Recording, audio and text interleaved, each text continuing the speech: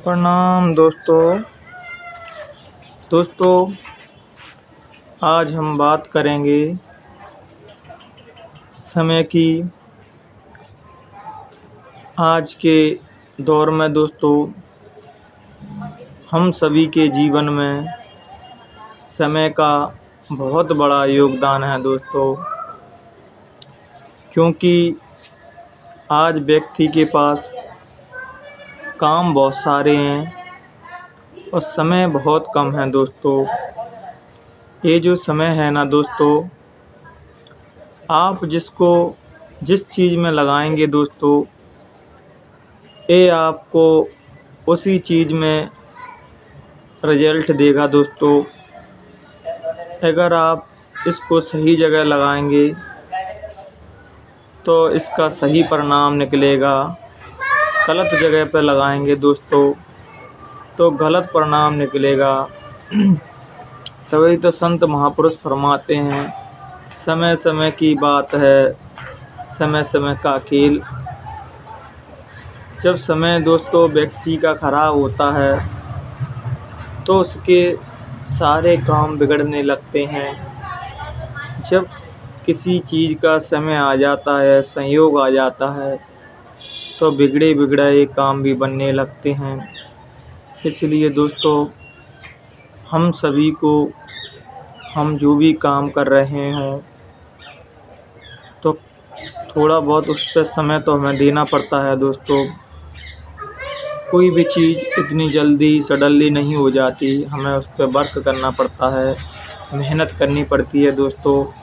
और जब हम ऑनेस्टी के साथ मेहनत करते हैं उस किसी भी चीज़ पे, चाहे वो भजन हो या संसार के कोई भी कार्य हो दोस्तों, बग़ैर मेहनत के, बग़ैर हार्ड वर्क के कोई भी रिजल्ट किसी में नहीं निकलता। तो हम समय का सदुपयोग करें, अपने समय को सही जगह पर लगाएं दोस्तों। मेहनत करने में पीछे ना हटें दोस्तों। अगर किसी ने ईश्वर का मार्ग अपनाया है, उस अल्लाह का, खुदा का मार्ग अपनाया है, तो वो ज़्यादा से ज़्यादा समय भजन में दे, खुदा की इबादत में दे। अगर आप कोई संसार के काम कर रहे हैं तो उसको ऑनेस्टी के साथ, ईमानदारी के साथ करें। मेरा मानना यह है दोस्तों, संसार में कुछ भी चीज़ गलत नहीं है अगर आप उसको सही ढंग से कर रहे हैं दोस्तों।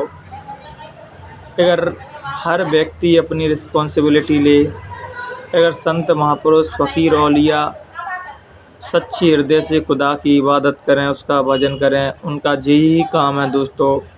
और एक संसारी व्यक्ति जिसको किसी को पुलिस का दायित्व दिया गया है, किसी को वकील का दायित्व दिया गया है, किसी को चपरासी का दायित्व दिया गया है, हम सभी दायित्व अपनी ईमानदारी से निभाएं दोस्तों, तो समाज में किसी भी प्रकार का दुख ही ना रहे दोस्तों। आज जो दुख हम देख रहे हैं, अन्नाचार, पापाचार जो फैल रहा है समाज में, उसका सबसे बड़ा कारण यही है दोस्तों कि हम सभी अपनी जिम्मेदारियों को ही नहीं समझ पाते, अपनी रिस्पॉन्सिबिलिटी को नहीं ले पाते। संत महापुरुष हैं, वो उपदेश देने पे लगे हैं लेकिन भजन नहीं कर रहे। जब तक आप भजन नहीं करोगे तो फिर आपका उपदेश देने का मतलब क्या? भजन करना बहुत ज़रूरी है, उस खुदा की इबादत करना बहुत ज़रूरी है। जब हम भजन, क्योंकि उनका वो काम है दोस्तों, वो उनका काम भजन करने का है। संसारी व्यक्तियों का काम संसार के काम करना है। सभी जब अपना काम रिस्पॉन्सिबिलिटी के साथ लेते हैं तो किसी भी प्रकार का मतभेद नहीं रहता, किसी भी प्रकार की बुराइयां, समस्याएं क्रिएट नहीं होती। आज हम सभी ने अपने अपने दायित्व छोड़ के और कुछ चीज़ें पकड़ ली हैं, इसलिए तो हम सभी लोग परेशान हैं। जो व्यक्ति जिस काम को मेहनत ईमानदारी से करता है, पूरे श्रद्धा भाव से करता है, उसको उस काम में आनंद आने लगता है, वो बोर नहीं होता दोस्तों। जैसे मैं अपनी कहूँ तो मुझे भजन में बहुत मन लगता है, उसकी मस्ती में डूबने अच्छा लगता है, तो मुझे वो चीज़ अच्छी लगती है और अभी आनंद के साथ मैं करता हूँ। उसमें किसी भी प्रकार का मैं बेचैन या डिप्रेशन या किसी प्रकार का तनाव महसूस नहीं करता, ना अपने काम से मैं खफा रहता हूँ दोस्तों। इसलिए जब आप जो काम को कर रहे हो वो आनंद पूर्वक करोगे दोस्तों, तो कुछ भी चीज़ खराब नहीं है दोस्तों। तो वो किसी ने कहा है ना कि जब हम अपने काम से प्रेम करने लगते हैं तो उस काम में हमारा निखार आने लगता है। हम उस काम को बहुत ही अच्छे ढंग से कर सकते हैं। इसलिए आप जो भी काम कर रहे हैं, सबसे पहले उसमें आनंद ढूँढिए दोस्तों। बगैर आनंद के कोई काम करेंगे तो उसमें मज़ा नहीं आएगा, रस नहीं मिलेगा दोस्तों। तो हम दोस्तों उसको रुचि के साथ करेंगे तो स्वाभाविक है आनंद आएगा। अगर हम उसको रुचि के साथ नहीं कर रहे तो आनंद कहाँ से आएगा दोस्तों। इसलिए अपने काम में रुचि पैदा करें। आप जो भी काम कर रहे हो, उस खुदा ने, उस परमात्मा ने आपको जो भी दायित्व दिए गए हैं उसको मेहनत और ईमानदारी से निभाएं दोस्तों, उससे भागें ना दोस्तों। तो ये संत फरमाते हैं कि भागना नहीं है, हमें जागना है। संसार से भाग के भी कहाँ जाओगे दोस्तों, क्योंकि रहना तो संसार में ही पड़ेगा। संसार की ही वस्तु खानी पड़ेंगी, संसार में ही जीवन व्यापन करना पड़ेगा। क्योंकि आज वो समय नहीं है कि आप जंगल में भाग जाओगे, जंगल ही नहीं बचे तो भागोगे कहाँ दोस्तों। इसलिए रहना संसार में है दोस्तों, उस परमात्मा को, उस खुदा को याद करते चलना है। अपने काम को मेहनत से करना है, ईमानदारी से करना है, और हमें दूसरों को नहीं देखना है कि दूसरा क्या कर रहा है क्या नहीं कर रहा। हम सभी लोगों का आधे से ज़्यादा जीवन इसलिए बिगड़ जाता है क्योंकि हम दूसरे को देखने में लग जाते हैं, दूसरा क्या कर रहा है। मेरा काम दोस्तों भजन करना है, और जो साधना में भजन में अर्जित करते हैं उसको लोगों तक पहुंचाने में, बांटने में हेल्प करता हूं। अब लोगों को मानना ना मानना ये ज़बरदस्ती नहीं है किसी भी प्रकार की, कि लोगों को ज़बरदस्ती मनवा लेना नहीं दोस्तों। मेरा काम कहने का है दोस्तों, मानना ना मानना सब आपकी मर्ज़ी है और आप पूर्ण तरीके से स्वतंत्र हैं। मैं अपने किसी भी शब्दों में ये नहीं कहता कि आप ज़बरदस्ती किसी काम को कीजिए, ज़बरदस्ती मेरी बातों को मानिए। नहीं दोस्तों, आपको अच्छी लगें तो ही मानिए, अच्छी ना लगें तो बिल्कुल ही ना मानिए दोस्तों। किसी भी प्रकार का दबाव नहीं है, किसी भी प्रकार का प्रेशर नहीं है दोस्तों। और दोस्तों जब हम कोई भी चीज़ को सही समय पे और सही नियम टाइम टेबल से करते हैं तो उसका अच्छा परिणाम निकलता है दोस्तों। हमारे जीवन में कोई सिद्धांत नहीं है, पर्टिकुलर कोई नियम नहीं है दोस्तों। इसीलिए हम अपने टाइम मैनेजमेंट को सही से नहीं बना पाते, समय का सदुपयोग नहीं कर पाते दोस्तों। नौकरी वाले हैं वो नौकरी कर रहे हैं, बिजनेस वाले बिजनेस कर रहे हैं, लेकिन हमको दोस्तों उस मालिक के लिए, उस परमात्मा के लिए भी समय निकालना है दोस्तों।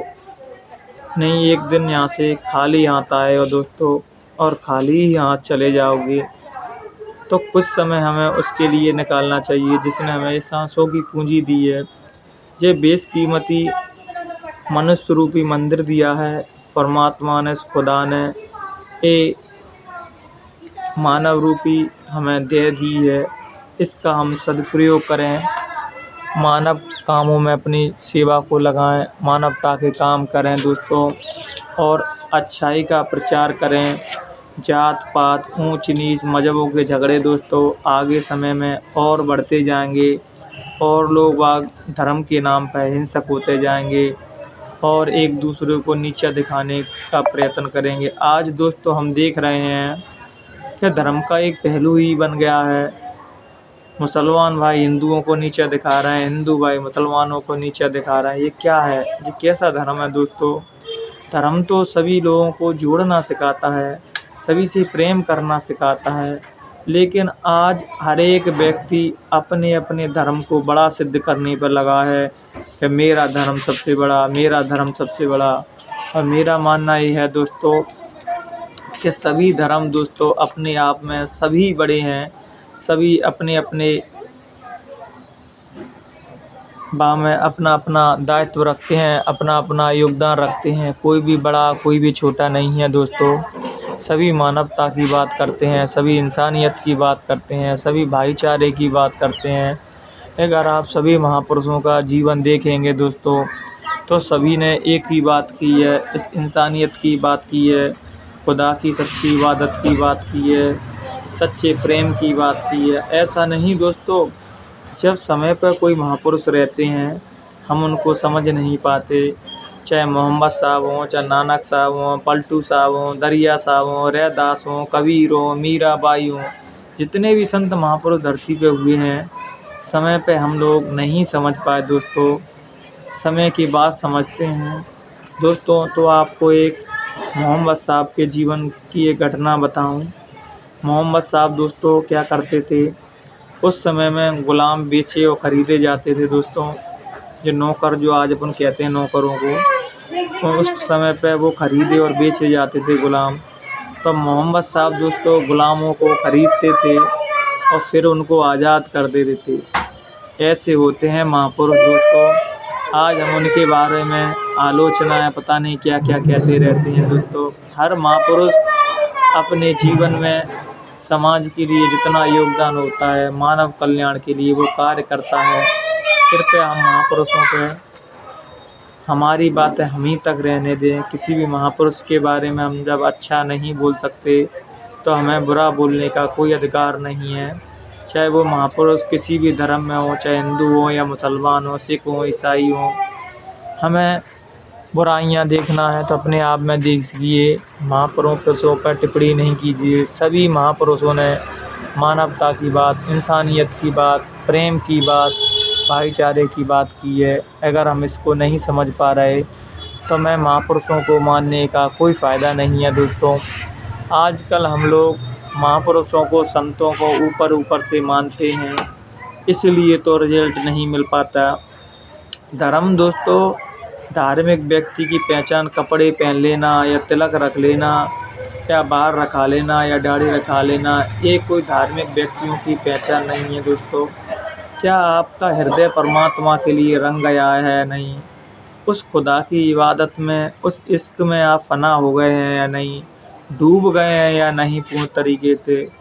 तो दिखावा किसी भी प्रकार का नहीं चलता किसी भी क्षेत्र में। अगर आपके पास रियलिटी है, अगर आप सच्चे भगवान के उपासक हैं, उस खुदा की सच्ची इबादत करते हैं, तो आपको कभी भी किसी भी सिचुएशन में घबराने की ज़रूरत नहीं है, हताश होने की ज़रूरत नहीं है। क्योंकि हम सच्चा अगर उसका भजन कर रहे हैं, उस मालिक की सच्ची इबादत कर रहे हैं, तो मालिक हमारा संग देता है, हमारे अंग संग रहता है। तो हम इन चीज़ों में ना पड़ें दोस्तों, कौन क्या कर रहा है, कौन मेरे बारे में क्या कह रहा है। आप लोगों का स्वभाव है दोस्तों, आप जो भी काम करेंगे उसमें टांग खींचेंगे वो ज़रूर कि अच्छा करो तो बुरा करोगे तो। और दोस्तों मैं तो ये जानता हूँ दोस्तों, आप अच्छा काम करोगे तो आपकी टांग 100% लोग खींचेंगे। अगर आप बुरा काम करोगे तो आपसे कोई नहीं पूछेगा, और बल्कि आपकी तारीफ़ करेंगे कि बहुत अच्छा काम कर रहे हैं। तो दोस्तों आप, बहुत से लोग क्या अच्छे काम करते हैं, लेकिन लोग वह टांग खींचने लगते हैं तो अच्छा ही छोड़ देते हैं। लेकिन हमें ऐसा नहीं करना है दोस्तों। चाहे लोग वह कुछ भी कहें दोस्तों, कुछ भी टांग खींचे, लेकिन हमें अच्छाई को नहीं छोड़ना है।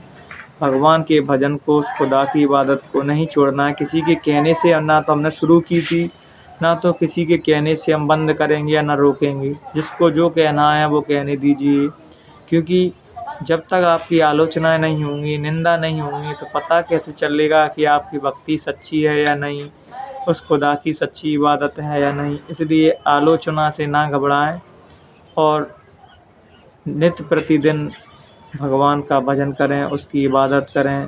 इन्हीं विचारों के साथ हम अपनी वाणी को यहीं विराम देंगे। मित्रों, कहने सुनने में या समझाने में किसी भी प्रकार की गलती हुई हो तो अपना छोटा भाई, अपना बेटा समझ के माफ़ कर देना। प्रणाम दोस्तों।